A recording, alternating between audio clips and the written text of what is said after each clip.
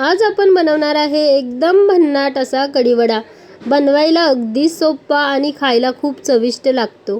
आणि मी ज्या पद्धतीने कढी बनवली आहे त्या पद्धतीने जर तुम्ही कढी बनवली तर तुमची कढी कधीही फुटणार नाही याची 100% गॅरंटी आहे।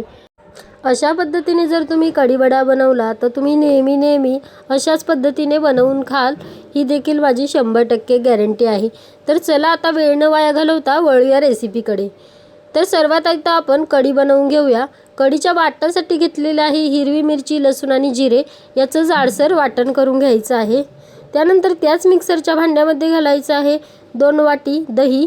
तर हे आंबटवालं दही आहे, आता तुम्हाला जे अवेलेबल असेल ते तुम्ही दही घ्या।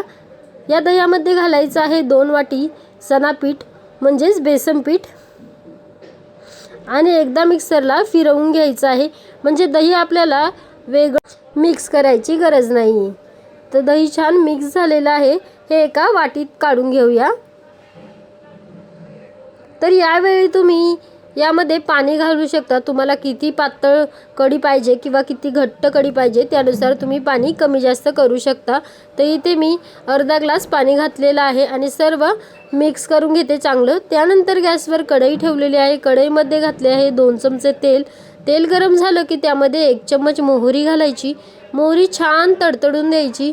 मोहरी छान तडतडली की त्यामध्ये कढीपत्ता घालायचा।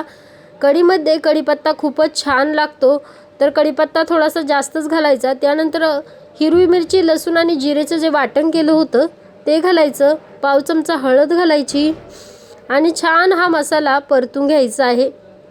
मसाल्याचा थोडासा कलर चेंज झाला पाहिजे। मसाल्याचा थोडासा कलर चेंज झाला की त्यामध्ये दही आणि बेसन पिठाचा जो घोळ बनवला होता, मिश्रण बनवलं होतं ते घालून घ्यायचं आणि यामध्ये तुम्हाला पाहिजे तेवढं परत थोडंसं पाणी ॲड करू शकता। तर यामध्ये मी पाणी ॲड केलं होतं। त्यानंतर स्लो गॅसवरती किंवा मीडियम गॅसवरती कढी छान 4-5 मिनिट उकळून घ्यायची आहे। तर कढीमध्ये मीठ आपण नंतर घालणार आहे। तर 5 मिनिट मी कढी छान उकळून घेतलेली आहे। तर तुम्ही पाहू शकताय कढीला किती सुंदर असा कलर आलेला आहे, मस्त अशी आपली कढी दिसत आहे। कढीमध्ये मीठ नेहमीच नंतर घालायचं आहे, कारण दह्यामध्ये मीठ आधी घातलं तर दही फुटतं। त्यामुळे कढी छान तयार झाली की नंतर लास्टला गॅस बंद करायचा आणि मीठ घालायचं, म्हणजे कढी फुटायचं टेन्शनच नाही। अशा पद्धतीने जर तुम्ही कढी बनवली तर कढी कधीच फुटणार नाही। तर मस्त आपली कढी तयार झालेली आहे। आता यामध्ये चवीनुसार मीठ घालायचं आणि कोथिंबीर घालायची आहे भरपूर सारी। मस्त अशी कोथिंबीर घालून आपली कढी तयार झालेली आहे। आता आपण वड्यासाठी मसाला बनवून घेऊया। तर वड्याच्या मसाल्यासाठी मी घेतलेले आहे हिरवी मिरची, लसूण आणि एक अद्रकचा तुकडा। आता याचं जाडसर वाटण करून घ्यायचं आहे मिक्सरमध्ये। तर याप्रमाणे जाडसर वाटण मी इथे केलेले आहे। त्यानंतर 4 मीडियम आकाराचे बटाटे शिजवून घेतलेले आहेत। आता हे बटाटे आपण भाजी बनवण्यासाठी यूज करणार आहे, जी भाजी आपण वड्यामध्ये घालणार आहे त्यासाठी। तर त्यासाठीच गॅसवर कढई ठेवून घेऊया। कढईमध्ये घालूया 2 ते 3 चमचे तेल आणि तेल थोडेसे गरम झाले की त्यामध्ये घालायचं आहे 1 चम्मच मोहरी। मोहरी छान तडतडली पाहिजे। मोहरी छान तडतडली की त्यामध्ये 1 चम्मच जिरे घालायचे आहे आणि जिरेही छान फुलवून द्यायचे आहे। त्यानंतर हिरवी मिरची, लसूण आणि अद्रकचं जे वाटण केलं होतं ते घालून घेऊया। कढीपत्ता घालूया आणि पाव चमचा हळद घालूया। आता हा सर्व मसाला चांगला तेलामध्ये परतून घ्यायचा आहे।